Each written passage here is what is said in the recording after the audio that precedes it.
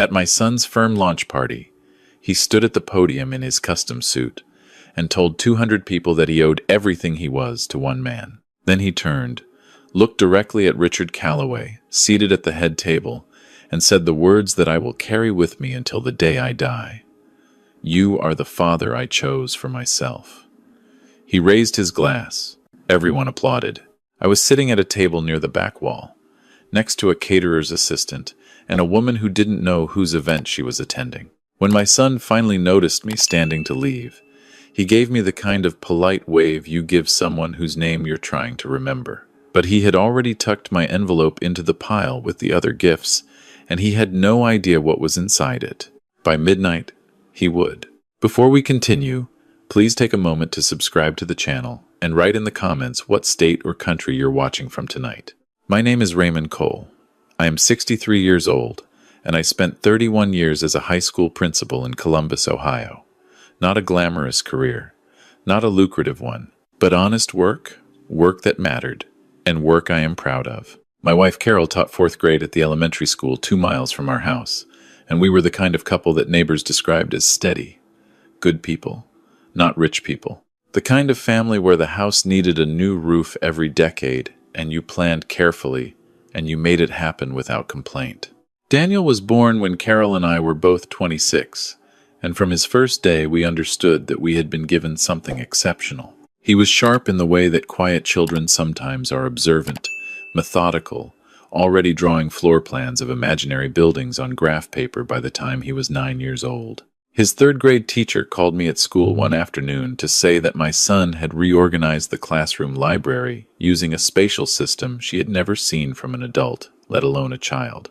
I drove home that evening and told Carol, and she cried a little, the way she always cried at good news, pressing her hands flat against her collarbones, like she needed to hold the feeling in. We knew early that Daniel was going to need more than Columbus could give him, more than we could give him, in the ordinary sense. The Illinois Institute of Technology had one of the finest architecture programs in the country, and when Daniel was accepted at 18 with a letter that used words like exceptional spatial reasoning and rare analytical depth, Carol and I sat at the kitchen table for a long time without speaking.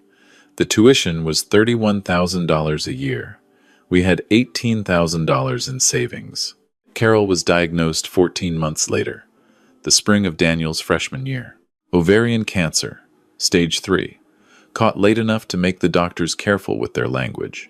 I remember the oncologist explaining the treatment plan in a voice calibrated to sound optimistic without making promises, and I remember holding Carol's hand in that examination room and thinking about the $31,000 a year, and then hating myself for thinking about money in that moment, and then thinking about it again anyway, because that is what parents do. Carol's life insurance policy was $280,000.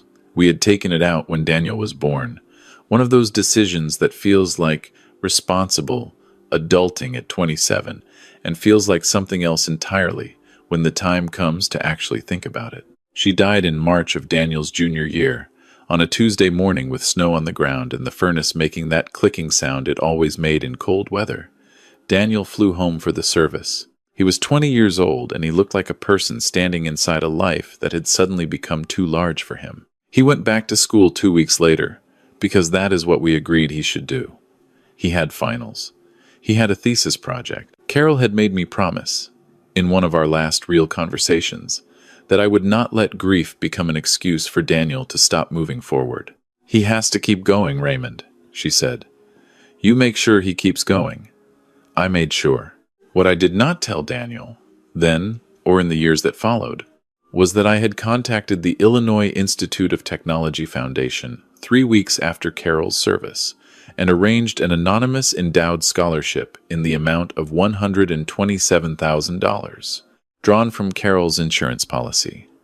Full tuition coverage for the remaining year and a half of his degree, administered through the financial aid office as a merit award. Daniel received a letter informing him he had been selected for the Frederick and Marion Webb Scholarship for Excellence in Architecture. He called me that evening, excited and relieved, and told me that everything was going to be okay, that he had gotten this scholarship, that he was going to be fine. I told him I was proud of him. I told him Carol would have been proud of him. I did not tell him the rest. I spent the following decade living carefully and contentedly in the house where we had raised him. Refinished the basement. Planted a garden in the backyard that Carol had always planned to plant. I kept working at the high school until I retired at 61, and I watched my son's career from a comfortable distance, the way you watch something you helped build from materials you can no longer see. Daniel moved to Chicago at 22. By 25, he was working at a mid-sized firm in the West Loop. By 27, he had met Richard Calloway at an industry gala, and by 28, he was calling me less frequently and using words I didn't recognize. Words like leverage and positioning and brand architecture, not the building kind. Richard Calloway was 60, self-made in the way that self-made is used to mean he had started with considerably less than other rich people in his social circle, and he had built a real estate development company worth something in the neighborhood of $200 million. He had no children of his own. He collected talented young professionals the way some people collect art, and Daniel was his most prized acquisition. I want to be fair about this. Richard was not a bad man, from what I could tell. He was generous, and he was genuinely interested in Daniel's career, and he opened doors that I never could have opened. I understood that. I accepted it. What I was slower to accept was the way Daniel began to look at me differently once those doors started opening, the way our phone calls became shorter, more efficient, as if he were billing by the hour, the way he stopped asking about Columbus, about my garden, about the students I had spent 3 decades trying to help, the way my stories about his childhood began to visibly embarrass him in a way they hadn't before. 2 years before the launch party, Daniel had come home for Thanksgiving and brought a woman I had never met, a beautiful and accomplished attorney named Priya, who clearly loved him and was equally clearly puzzled by the slight awkwardness that existed between my son and me. At dinner, Daniel mentioned offhandedly that Richard had taken him sailing in the Florida Keys the previous month. I asked how Richard was doing. Daniel said, "Fantastic, really coming into his own." I noted that he used the phrase coming into his own to describe a 60-year-old billionaire, and I decided not to say anything about it. The invitation to the launch party arrived by email, forwarded through Daniel's assistant. It was addressed to Mr. Raymond Cole and included a note in Daniel's handwriting at the bottom. "Dad, hope you can make it. Long drive, but it would mean a lot." The note felt genuine. I believed it. I bought a new blazer from the department store on High Street, navy blue with brass buttons, and I had my good shoes resoled, and I drove to Chicago on a Thursday in October, feeling something I had not felt in a long time, which was simply hopeful. The Langham Hotel on Wacker Drive is the kind of building that makes you feel underdressed from the parking garage. I had been inside twice before, both times to deliver educational conference materials in a service capacity, so walking through the main entrance as a guest required a brief private adjustment. The lobby was all marble and warm lighting, staff in uniforms that probably cost more than my blazer, flower arrangements the size of small trees. I gave my name at the check-in table and was directed toward the grand ballroom on the second floor, where Calloway Cole Architecture's official launch reception was already underway. Daniel found me near the entrance about 10 minutes after I arrived. He was wearing a suit, the color of charcoal that fit him precisely, and he looked handsome and successful and like a man who was exactly where he was supposed to be. He hugged me quickly, a firm, efficient hug, and then he stepped back and looked at my blazer and said, "You look good, Dad," in a tone that was kind but also slightly appraising, the way you might say it to someone who has made a reasonable effort given their limitations. "There are going to be some major clients here tonight," he said, his voice lowered. "Developers, investors, a couple of city council people. Just, if you're talking to anyone, maybe keep it light. Don't get into the whole education thing too much." I wasn't sure what the whole education thing meant, since I had spent my career in public service and found it generally to be something most people respected. But I said, of course, and I meant it, because I was there to celebrate him, and I was not going to let pride interfere with that. He walked me to a table near the east wall and introduced me to the 3 other people already seated there. A freelance photographer, a woman from a catering company who handled their event rentals, and a man from Daniel's accountant's office who had been invited somewhat obligatorily. My son pointed toward the main table near the podium, where Richard Calloway sat with Daniel's business partner and several people in the elaborate stillness of the very wealthy. "I'll come find you before dinner," Daniel said. Then he moved toward the main table, and I watched him physically shift as he walked, his shoulders broadening slightly, his stride lengthening, becoming the person those people knew. I got a glass of water and stood for a while near the window that looked out over the river.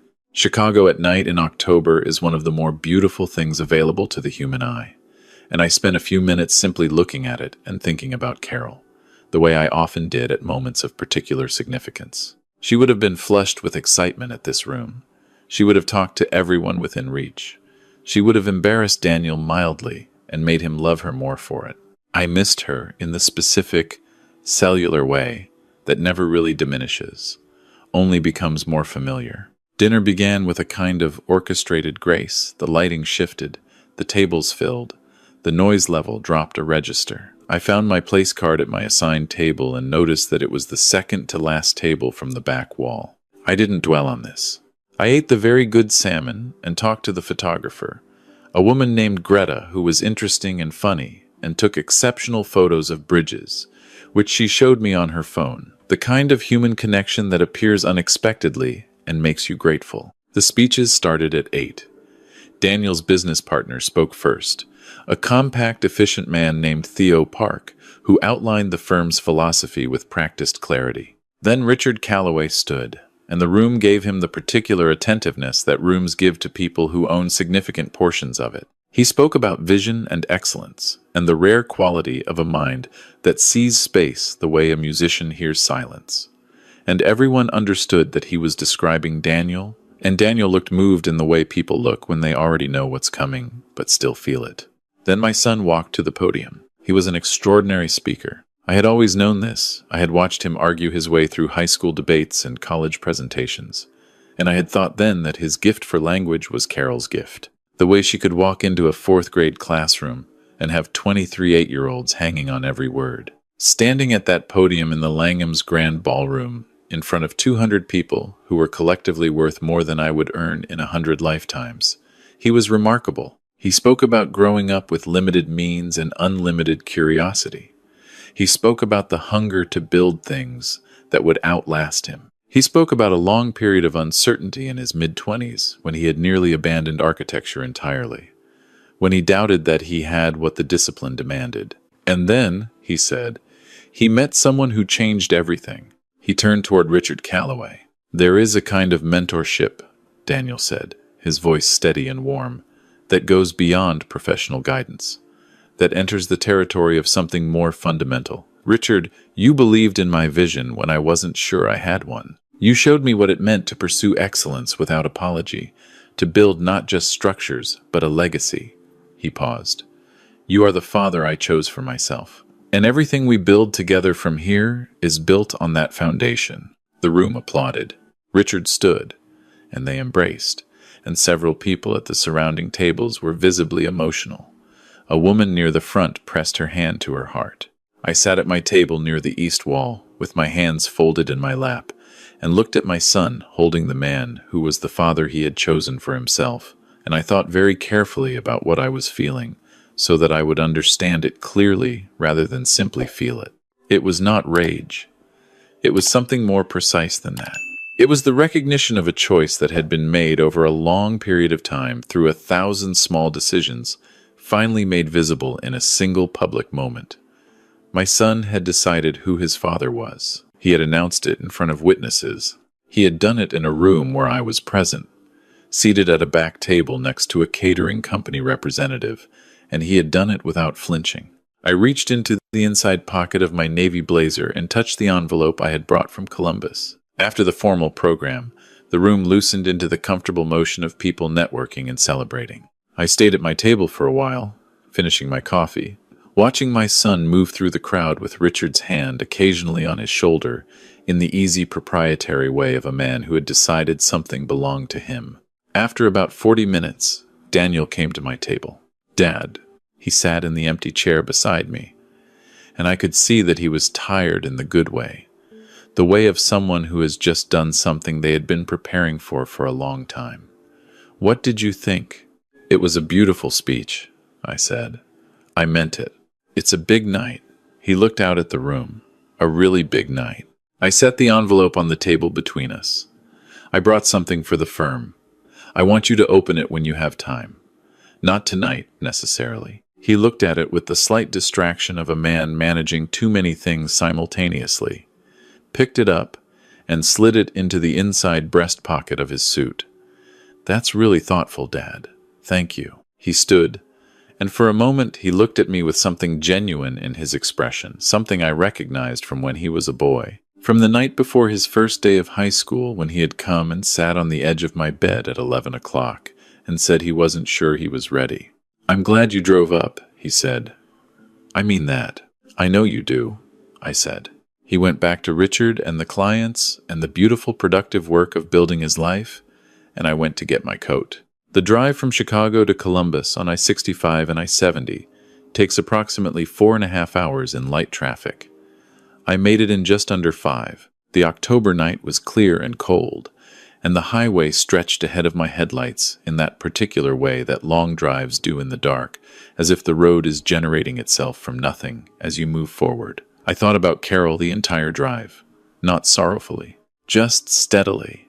The way you think about someone who has become so incorporated into your thinking that separating their voice from your own is no longer entirely possible. I thought about the afternoon in the hospital, when she had made me promise to keep Daniel moving forward, and about how faithfully I had kept that promise for 17 years. I thought about the $127,000 check I had written to a foundation so that my son could become the man he was now announcing to the world. I thought about the merit scholarship letter he had received, the relief in his voice on the phone. I thought about all the years I had not told him, all the times he had mentioned his full ride to people at dinner parties within earshot of me, all the times I had nodded and said nothing, feeling not resentment, but a private satisfaction, the satisfaction of a person who has done something right without needing credit for it. The credit, it turned out, had gone to Richard Calloway. At home I made coffee and sat in Carol's reading chair by the window, the one I had moved once, years ago, and then moved back because the room felt wrong without it. The house was quiet in the way that houses are quiet after long absences, slightly alert, slightly uncertain. I looked at the photos on the bookshelf. Daniel's high school graduation, his college degree ceremony, which Carol had not lived to see, I had attended alone and taken photographs and mailed prints to her sister. Daniel's first published design, a community library in the Pilsen neighborhood, which had been featured in a local architecture journal and which I had framed at some personal expense. In every photograph, I looked like a man who had done something right. I went to bed at 2 in the morning and slept better than I had expected to. My phone showed 11 missed calls when I woke at 7. The first had come in at 11:47 the previous night. They were all from Daniel. I put the phone face down on the kitchen counter and made breakfast. Eggs, toast, coffee. I watered the plant on the windowsill that Carol's sister had given me 3 Christmases ago, and that I had kept alive through what I considered to be a creditable combination of attention and stubbornness. I sat at the kitchen table and read the newspaper, the physical newspaper, which I continued to subscribe to because the habit felt worth preserving. At 9:15, I listened to the voicemails in order. The first was short, Daniel's voice careful and controlled. Dad, there's a letter in here, and some documents from IIT. Call me when you get this. The second, 20 minutes later, the control slightly less intact. Dad, I've looked at these documents, and I need to understand what I'm reading. Call me back. The third was at 12:43 a.m., and Daniel's voice had changed register entirely. The scholarship. The Webb scholarship. That was Dad. That was your money. That was Mom's money. Dad, please call me. I need to talk to you. The fourth at 1:06 a.m., and now there was something I had not heard in my son's voice in a very long time, which was something close to a boy. Dad, I didn't know. I didn't know it was you. Why didn't you tell me? The fifth at 1:28. I'm reading the letter. I'm reading everything. Dad, the house you can't please, call me back. The remaining 6 were variations on the same theme, escalating in a pattern I found, sitting at my kitchen table in Columbus on a Friday morning in October, both painful and clarifying. The envelope I had given Daniel contained 4 items. The first was a personal letter, handwritten, 4 pages, in which I explained the scholarship, the source of the funds, the mechanism through which they had been administered, the reason I had kept it anonymous. I had written this letter over the course of several weeks, revising it many times, and I was satisfied that it said what I meant to say without being cruel or theatrical. The facts were the facts. I had funded his education with his mother's insurance money. I had done this because Carol loved him, and I loved him, and that is what you do when you love someone. The second item was a copy of the original donation documentation from the IIT Foundation, showing the gift amount, the date, the anonymous donor designation, and the internal notation, which I had obtained through a former colleague at the Foundation office, confirming the donor identity as Raymond L. Cole of Columbus, Ohio. The third item was a copy of a deed transfer I had filed 3 weeks earlier, conveying the house on Kenmore Avenue in Columbus to the Raymond and Carol Cole Educational Foundation, a small nonprofit I had established to provide college application assistance to first-generation students at the high school where I had spent my career. The house would be sold after my departure, and the proceeds would fund the foundation's first 5 years of operation. The fourth item was a short note, 4 sentences, explaining that I was moving to Asheville, North Carolina, where my brother James and his wife had lived for 12 years, and where the winters were manageable and the mountains were good for thinking. I gave James's address. I said I would be in touch when I was settled. I said I wished Daniel and Priya a good life, and I meant that too. I let the calls go to voicemail through the morning. I had packed most of what I needed the week before, the practical things. The documents, Carol's ring on a chain around my neck, the photographs I had selected carefully from the bookshelf. The furniture would be handled by the foundation's property manager. I had arranged this the way I arranged most things, methodically and without drama. At 11 o'clock, Daniel called from a number I didn't recognize, a hotel room, I imagined, still in Chicago, and I picked up. There was a long silence on the line when he realized I had answered. Dad. His voice was raw, in the way that voices are raw when they have been used for crying. Good morning, I said. Why didn't you tell me? The question came out as something between a demand and a plea, and I understood that he genuinely did not know the answer. I had thought about this question for 17 years. I had rehearsed versions of the answer in the car on long drives, in the garden in the evenings, in the chair by the window late at night. I had thought about it most clearly in the weeks after Daniel's last visit to Columbus, when he had sat at my kitchen table and described Richard's philosophy of ambition in careful detail, and I had understood that my son had built his identity around a particular story of himself that had no room for what I knew. Because you needed to believe you earned it, I said. And because you did earn it, the scholarship paid tuition. You did the rest. I never wanted that distinction to get confused. Another silence. Then, the speech last night. I didn't mean Dad. I wasn't trying to. Daniel. I said his name the way I had said it when he was 17, and trying to explain something he already knew was not quite true. I know what you intended. I also know what happened. I want to come to Columbus this weekend. We need to talk. There's nothing left to talk about at the house, I said. I won't be there. Dad, you can't just leave. The rawness in his voice sharpened into something closer to alarm. You can't give away the house and just, this is insane. Talk to me. I looked at Carol's reading chair. I looked at the window where her plant sat in the morning light, which had gotten a little pale this time of year but was managing. I spent 31 years at that school, I said. I spent 22 years with your mother. I spent 17 years making sure you had what you needed to become exactly what you are now. I am 63 years old, and I have approximately 20 good years left, maybe more if I stay active and keep away from the salt. I paused. Those years belong to me. That's not Dad. You can't just disappear because of one speech. His voice broke slightly on the last word. One speech. I thought about the table near the east wall. I thought about just Raymond, not my father, just Raymond, a man who drove up from Columbus. I thought about trying not to talk too much about the whole education thing. I thought about 17 years of increasingly efficient phone calls, of a son who had rewritten his own origin story so thoroughly that he had forgotten who held the pen. "It wasn't one speech," I said gently. "You know that." The silence this time was different. I recognized it because I had heard it once before, the night before his first day of high school, sitting on the edge of my bed at 11 o'clock. It was the silence of someone who knows the truth and is deciding whether to admit it. "I didn't know about the money," he said. "I didn't know it was your money. I didn't know it was Mom's." His voice stopped. Things would have been different. "Maybe," I said. "But you didn't ask. You had a full scholarship and you never asked where it came from. That's not a criticism. You were 20 years old and grieving, and you needed to keep moving, and you moved. I told you to. Your mother told me to tell you to. But Daniel, you are 37 years old now. At some point, it becomes a choice." I heard him exhale. Outside my window, the neighbor's dog was being walked, doing its enthusiastic pulling toward everything that it always did, tail going constantly. "What do I do?" he said. It was the most honest thing he had asked me in years. "You keep moving," I said. "That's what you do. You take the firm and you build something real with it. You call Priya. You build a family if that's what you want."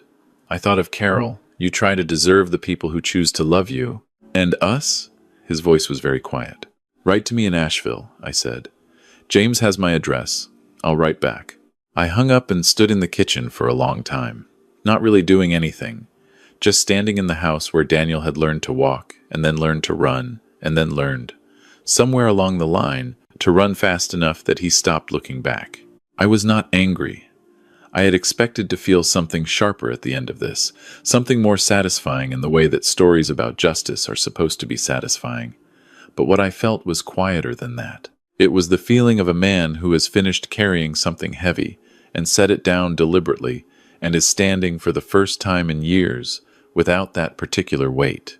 I put Carol's photograph from the mantelpiece into the front pocket of my travel bag, where I could see it from the driver's seat. I took one last look at the reading chair. Then I locked the door of the house on Kenmore Avenue behind me and walked to my truck in the thin October sunshine. The drive to Asheville was 7 hours without stops. James had already made up the guest room, and his wife had texted me 3 times, confirming that she was making the lentil soup I had mentioned once, 4 years ago, that I liked. The mountains were spectacular in October, James had promised. "Wait until you see the color," he'd said. I had packed the road atlas, even though I had the GPS, because some habits belong to the version of yourself that existed before everything became frictionless and convenient, and I wanted that version of myself accessible for the drive. I opened it to the page that showed the corridor from Ohio south into the Appalachians, the blue and red lines of highways spreading through the contours of mountains I had never had time to see. I thought about the night Daniel had called to tell me about his scholarship, 20 years old. His voice pitched high with relief, saying everything was going to be okay. He had gotten this scholarship. He was going to be fine. I had sat in this same truck, in this same driveway, on a February night, and listened to my son's relief and said I was proud of him, and that his mother would have been proud of him. And he had said, "I know, Dad. I know she would." He had known. He had known it about her. The rest, he would have to figure out. The truck engine turned over clean on the first try, the way it always did, the way things built with care and maintained with attention tend to do. I put it in reverse and backed out of the driveway of the house on Kenmore Avenue for the last time, and I did not let myself look at it in the rearview mirror. I-71 South was clear in the middle of the morning. Columbus fell away behind me, the familiar skyline that had been the backdrop of my whole adult life, and I let it go with the ease of a man who has been ready for a long time. The radio found a station out of Cincinnati, playing standards, the old kind, the kind Carol and I had danced to badly in the kitchen on Sunday evenings when Daniel was small and thought we were embarrassing and watched us anyway. I turned it up. Daniel had stood at a podium in a magnificent hotel and told 200 people that he was the product of one man's belief in him. He was wrong about which man. He had just never thought to check. That was not going to be my problem anymore. The road opened up south of Chillicothe, the Appalachian foothills beginning their slow rise through the windshield, and somewhere ahead of me, the trees were already turning, in colors that James had promised were worth everything. And I believed him, and I drove. If this story meant something to you, please take a moment to like this video and subscribe to Frost Vengeance. Drop a comment and tell me where you're watching from. I read every single one. And if you want to hear the next story, it's right there in the box to your left.